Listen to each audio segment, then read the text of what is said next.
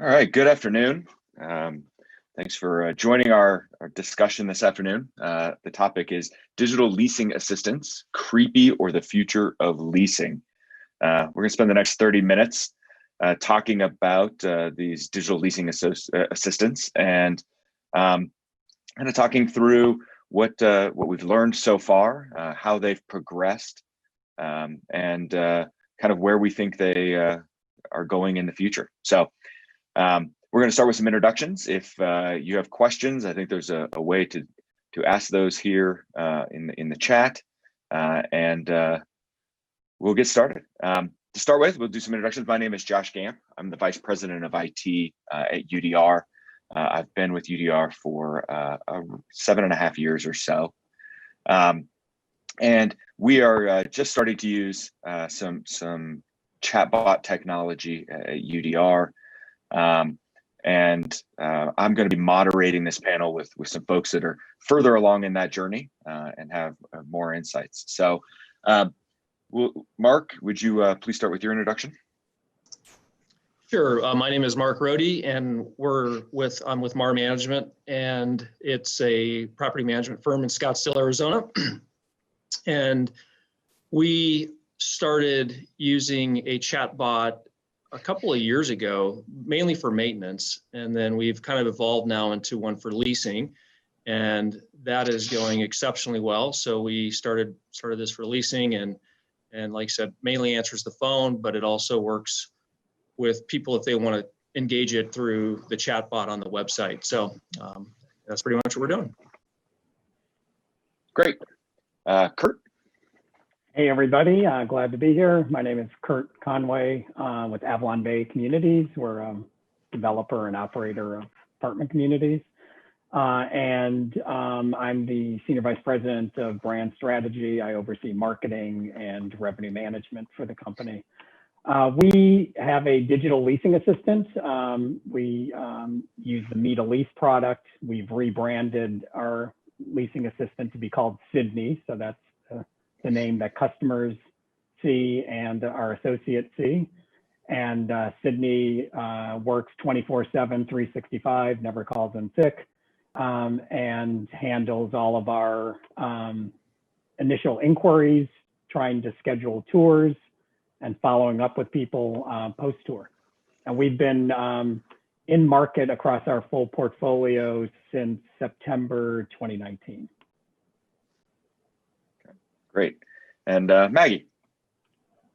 Hi, I'm Maggie Sprague. I'm the Director of Property Management for Fairlawn Real Estate. I've been with the company a little over 5 years now, which is the same amount of time the company's been around, but we've been rapidly growing and launched a digital leasing assistant similar to what Kurt is using, but our leasing assistant is called Lisa.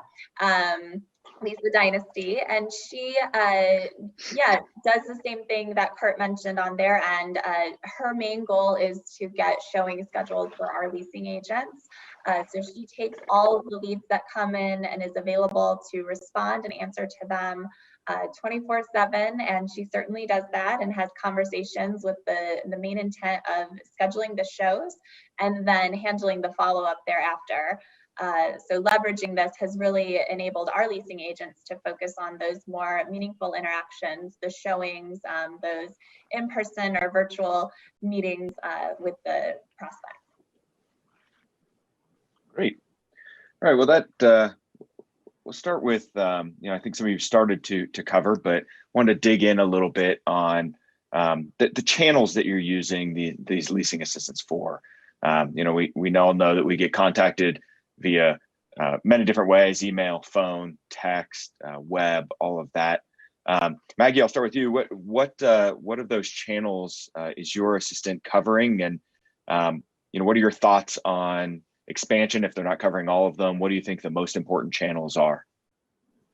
Yeah, so when we set up Lisa at a property, we get, Lisa has her own email address within our system, as well as multiple phone numbers that she uses. And so we've, whether it's through our integration through our property management software on our listings or any online listings that we have, and even we can, update signage with Lisa phone numbers.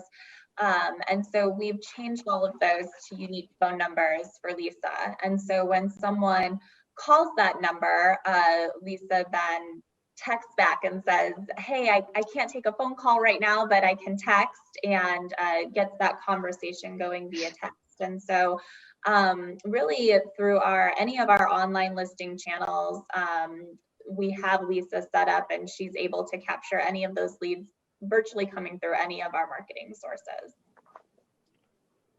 Okay, Mark, same question for you. Yeah, so we primarily, what we're finding is that our leasing agent, it's mainly phone. So when people call, our leasing agent actually answers the phone 24/7, and it literally will go through and take questions from the prospect. So the prospect can say, I'm interested in, I've got 2 dogs, or I'd like to move in a month, and it literally will take all this information down, and then it creates a guest card inside of our property management software system.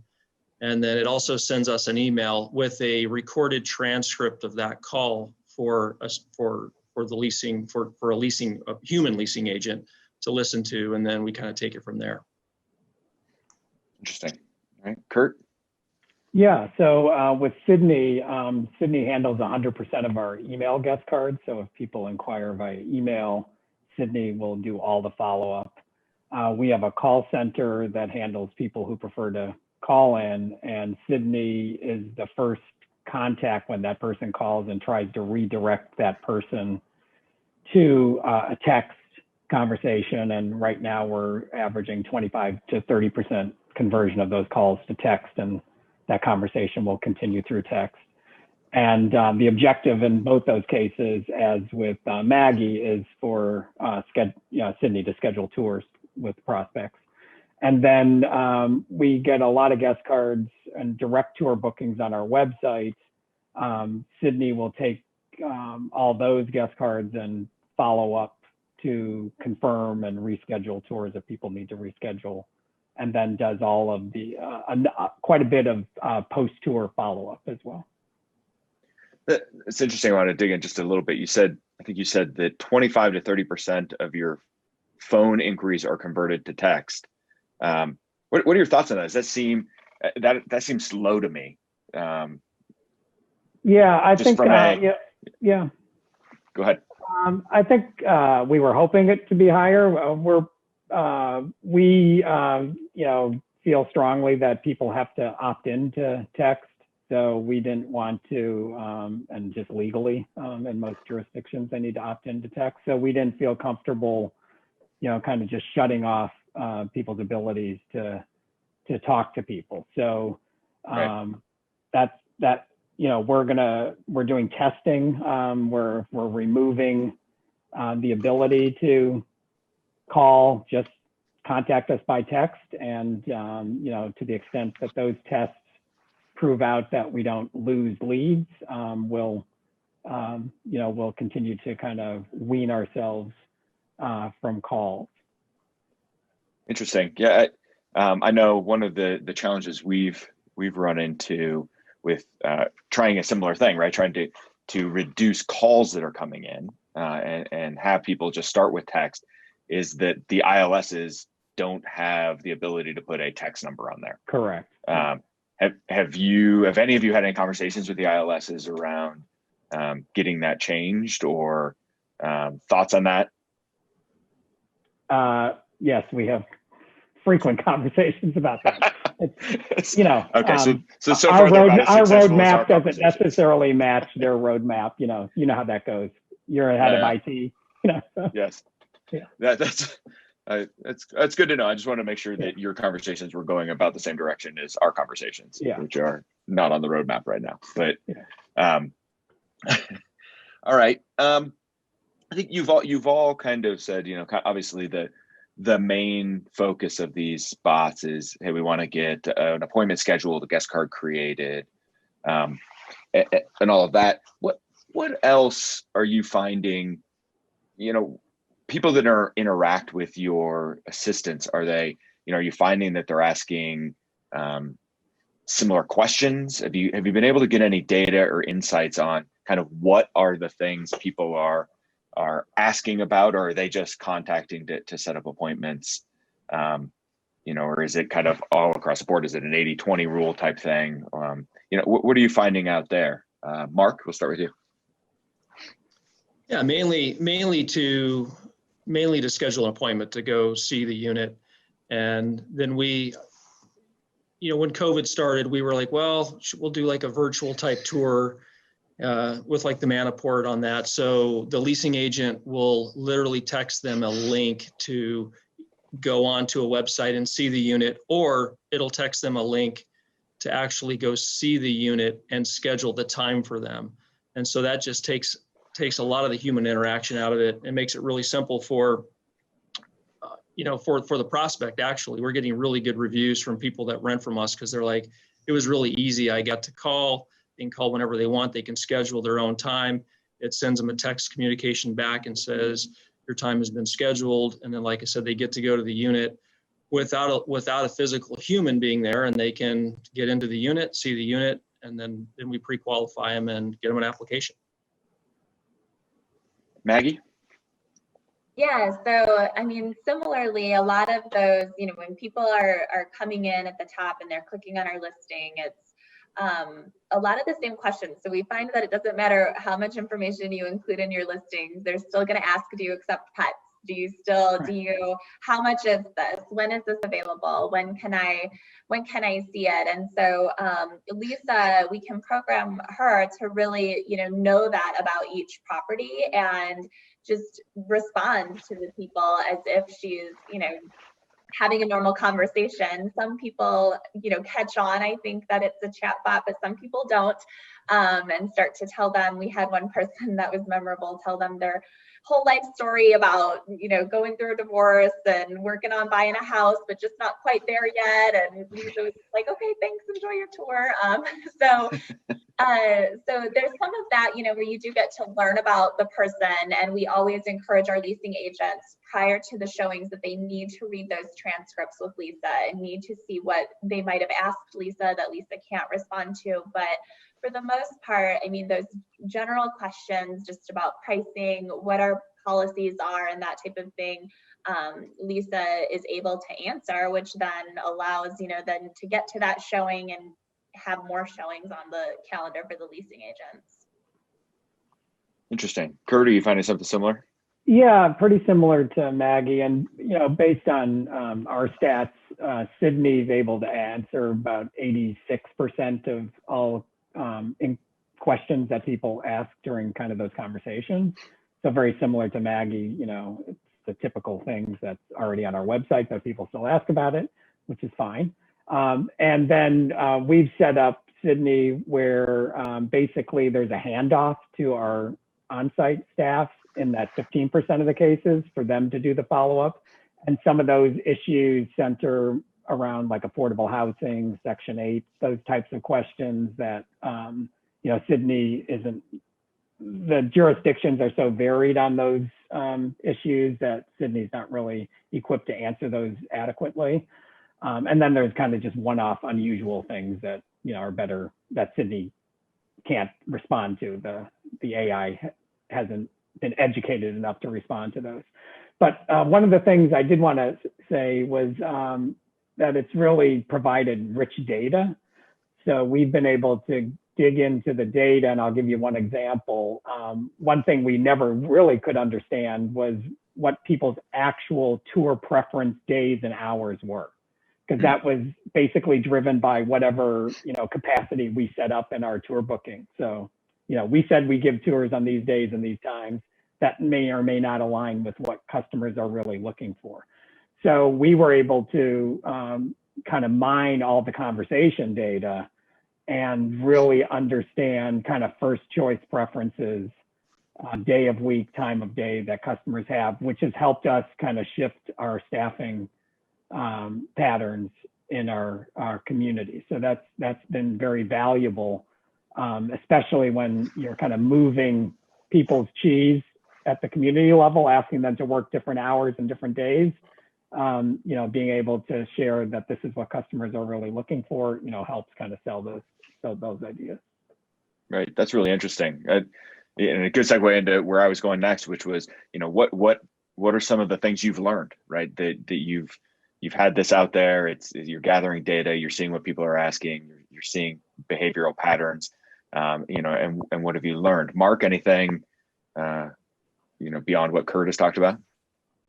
Yeah, I mean, I would say, well, I just want to tag on to what he said, is that it's true, is that you really start digging into that data and you realize, when you keep your leasing office open, if you're doing it at the community level, that may not align with what the prospect wants, because a lot of people want to see something at 5:30 or 6 after they get off work. And we're finding, at least in Arizona now, that, people are kind of getting back to somewhat of normal. So, they're back to work. And so they leave their office. They want to go see the unit at 5:30. Well, a lot of leasing offices aren't open. So we're seeing that. It's kind of an interesting trend. And then I guess, again, what we've learned is that it just seems like going back to the life story that that Maggie was talking about, it's one of those things where people they'll ask some kind of corny questions, but for the most part, they're going to the call and they're just calling the number and they're asking the same questions. Do you accept pets? Do you have a pool? And so it's just kind of funny. You can even ask it a joke. It'll tell you a joke if you want to. So most people don't do that though. Yeah, unless there are any, if they're a lot better than the Alexa jokes, maybe, but those are pretty rough usually. Yeah. Maggie, any insights that you all have gained? Yeah, I think one of the first thing that we noticed was how quick our Mondays filled up. So, you think about all of those leads that come in over the weekend. I mean, and we do have Saturday hours, but a lot of those are show hours. The leasing agents are showing. We do scattered site here in our main market. And so they're out and about and showing, as much as they can. And so all of those leads coming in through the weekend, usually then Mondays was you spend your day going through all those, and maybe they get a response by noon on Monday, which means you're scheduling a showing for them later in the week. But with Lisa's ability to answer them right away and schedule those shows, our Mondays filled up. So our Mondays were actually very full with showings. So the agents show up on Monday and have those showings ready to go versus spending their time kind of sifting through all of those initial lead inquiries. So even in increasing the volume of our leads, also kind of spreading them out throughout the week, and Lisa's ability to read, see the agent's calendars. So she reads the Outlook calendars. And so really our leasing agents, that's one of the things that we really hit on. They need to manage their calendars and put blocks in there, so that it can be read. So if there's an open time, it gets booked. So right. They have really enjoyed that, I think, though, because they can then have a lot of showings, and that's where, they get those leases from and those leasing commissions. So that's just been kind of interesting to be able to really pack those schedules up. And the Monday thing was like, oh, of course, like, why wouldn't Mondays fill up? So right. That was great. Fantastic. So we've talked a lot about, kind of the successes that you all have had with these leasing assistants and what you're learning from it. But we all know that they're not all the way there yet.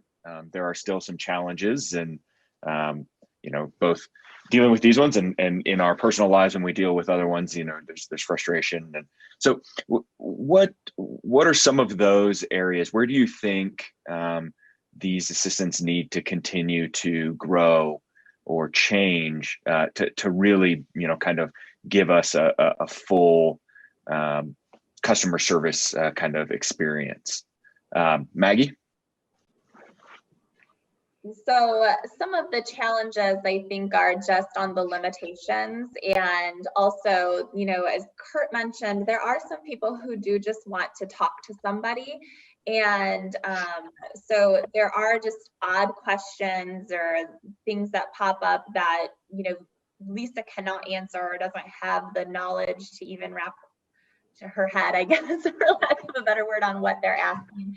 And so with that, I mean, there are just limitations and questions that can't get answered. And so then with the show schedules filling up, that means less time that the people, our leasing agents, our real team members are in the office and have that ability to pick up the phone or answer the phone. So I think that a majority of the questions get answered and that handles things, but there has been some conflict that's just arisen out of that.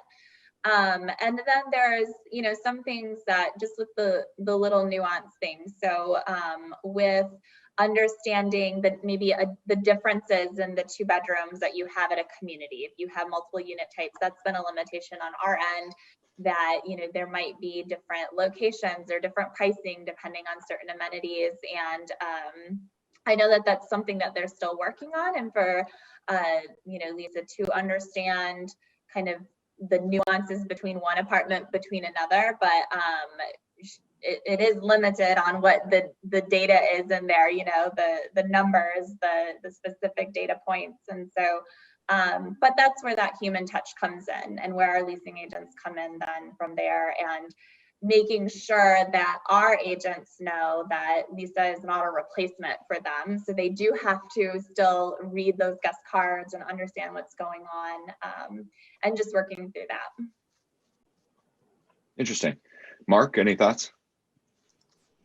Yeah, so what we found is that, again, if you know, there's so many questions that a prospect can ask, and if you're using that to ping into your property management software, and you're putting all those data sets in there, if the data set's not in there, then the leasing agent will say, I'm sorry, I can't answer your question right now. And it kind of goes in this loop. And then what we found is the prospect will ask the same question again, maybe a little different. And then it says, I'm sorry, I don't know the answer to that question. And it'll kind of get stuck in a loop. So that's been, you know, I don't know how you solve that, but it's been kind of early on what we've seen with, you know, again, just the more data you have in your system and the more data you have about your community and your units, just kind of like what Maggie was saying, it's just a lot of data input so that the leasing agent can figure out what to say. So.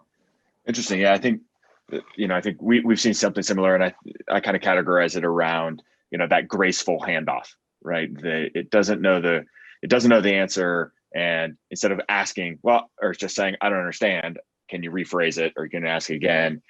You know, where in that cycle do you say, look, I'm just a robot and I'm going to pass you off here? And there's kind of that immediacy issue too of what if that's at 10 o'clock at night and all of that. So I think that's really interesting. And I would agree, it's kind of an unanswered hole right now on, you know, how do you really gracefully take care of all of that?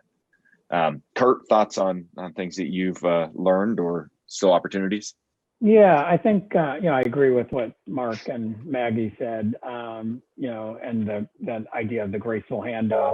There's only so much that you know, an AI can do, I think, you know, in terms of noticing, especially post-tour, where, you know, Sydney, in our case, wasn't on the tour. So, you know, while we can put a lot of that data from the tour into a database, you know, Sydney may not be able to notice all kind of the buying signals and be able to respond to those in the appropriate way and get the person converted. So that's really where our associates add value. But I do think there's opportunity as it gets into the whole, you know, just finalizing the lease, the whole application and leasing process, which is more kind of routinized, to the extent that, you know, Sydney or some other AI solution could support that process. A lot of it's very administrative, a lot of back and forth, a lot of reminders. I think there's opportunity there that could add value. And I did want to say too that with the implementation of Sydney, we were able to reduce labor hours. So from a business value creation standpoint, you know, that was an ingoing objective of ours, Sure. is to reduce our operating costs, and we've been able to realize savings from that. Great. Well, we got about 5 minutes left. So I'll go to the last question, which is really more forward-looking. You know, where do you think the future lies? not just in terms of the technology. And I mean, we all know that these things will continue to get smarter, and I'm sure we're looking forward to, more sort of machine learning and it being able to figure out some of these answers on its own. But where do you think the future lies from a business model perspective? How do you think ultimately these digital leasing assistants, do they just assist our current processes? Do you think they disrupt our current processes, replace? How do you think our processes, our industry looks in 4 or 5 years as these things continue to get smarter? Kurt, I'll start with you. Yeah, I think I don't see a full replacement of people. I mean, this is, people who are choosing an apartment. It's one of the most expensive decisions they'll make. It's a lot of cash out of pocket every month. Our research shows that, his personal relationships are valuable and kind of does separate one apartment community from another community. How a person feels living there, how they feel they're treated. So I think it's, the kind of the holy grail is figuring out how to create kind of that seamless experience between, a digital assistant and a human being, and figuring out, how many human beings you need to provide the things where they can truly add value, and replace the rest of that with, kind of a digital solution. Because frankly, a lot of customers don't really even want to talk to people too, so they'd prefer to a lot more self-serve and just do it on their own. So the extent that we can do that, and then just insert real live people in places where they really need us, I think that would be kind of the future. Great. Maggie, thoughts? Yeah, so I think the same way as Kurt. I don't think that this will ever replace people by any means, but I think that we'll continue to see these virtual solutions, these AI solutions for those more repetitive tasks. And so I think Mark mentioned that they started with an AI tool on their maintenance side. That's kind of our next step. So that's what we're exploring currently, because there are just some things that can happen, with the creation of the work order, or even being able to kind of give some general guidance and troubleshooting, that I think these tools could provide, and actually, heighten the service that a resident or a prospect can get. But yeah, I mean, homes, that's what we're leasing. We were leasing homes, and they are very personal things. And so with that, you do need to have a certain personal touch. And while I think that Lisa is very friendly for the most part, she can, she's not a person. And so it doesn't replace that personal interaction, because there is just something that you can have a conversation with someone that's going to be a little bit different than a chatbot. And so I think that, again, it'll never replace it, but we will continue to find ways to leverage these tools for those kind of first line interactions. Great. And finally, Mark, your thoughts on that? Yeah, I feel it's going to be extremely disruptive and change the way we do business in 4 years from now. And kind of going back to Kurt and Maggie, you'll see an elevation of the highest and best use of your people, because, like everybody said, it's still a robot, and it doesn't have that personal interaction. It doesn't go to the showing with the prospect. It's not there. The robot isn't anyways. But I see it's going to be very disruptive. And even looking around, if you think about it, 7 months ago, if you told somebody that you were going to go in a restaurant and put your iPhone up and get the menu on your phone, we'd all say you're crazy, and everyone's doing it now. So I just think it's going to be really disruptive. I think that another thing, it will add to the bottom line, like Kurt was mentioning, and we've seen the same thing. And that's primarily, because again, we're using people we're using the technology to get rid of the minutia and get through the basic questions and the pre-qualifications. And then once the resident has seen the unit, they're pre-qualified, they like the unit, then the human can get involved and do their best job. So that's the way we're using it. That's great. Well, thank you, all three of you, for your insights in this area. I think it's a super interesting topic, and lots of people are exploring, and so great to get some insights from some companies that have been using these. And thank you to everybody who's joined the session. I hope you've enjoyed the virtual conference. And again, if you have any questions, I think there's somewhere in this recording to be able to ask those on the side, and folks will be on to answer those. So thanks again, and have a great rest of your day.